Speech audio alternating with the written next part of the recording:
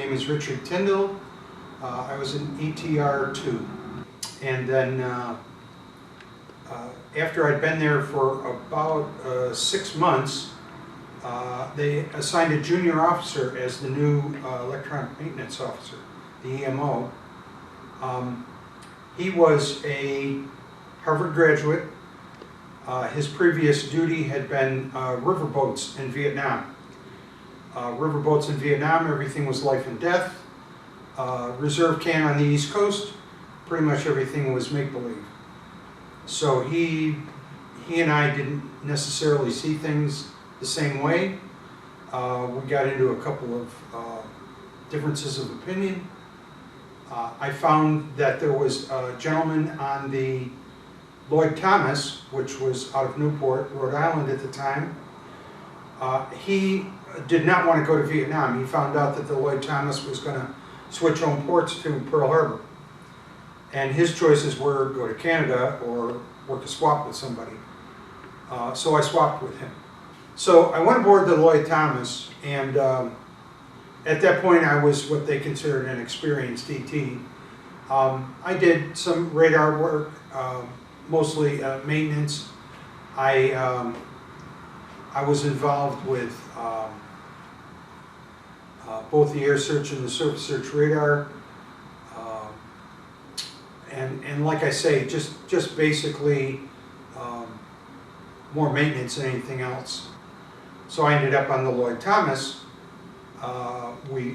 spent probably a month and a half, 2 months in Rhode Island, and then we switched home ports to Honolulu via the Panama Canal.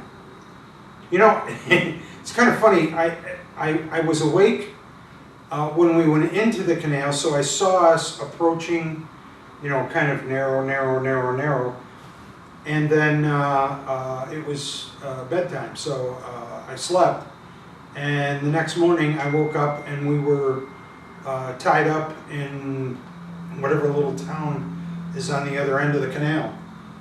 So as far as actually going through the canal, I slept through most of it.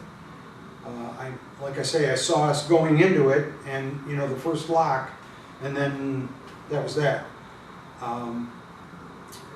We went to San Diego. I actually went, I was, the group that I was with, there were about 4 of us, and I was the oldest one. I was the only one that had a credit card. So I was the only one that could rent a car. So I was the one who rented the car. We went up to La Jolla, and in La Jolla I was introduced to wine coolers and pitchers. And I'm not sure how much they want to know about that, but it was, the results were predictable. And we survived. And after 3 days in San Diego, I actually made back some of the money I spent in La Jolla by taking other people's duties so that they could go do what I did the first night. And then we pulled out and went to Pearl Harbor. Kind of like a long plane ride, you know. It just, I mean, we were at sea, we weren't doing much of anything other than going. For the most part, the ETs were involved with maintenance, but there was a lot of free time. I had a tendency to go up to the quartermaster shack, which was actually over the main bridge.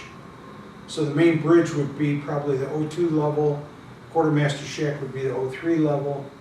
I would get up there and you know, you'd have fresh air in your face, and it was just kind of really neat. The transit was, like I say, pretty unremarkable.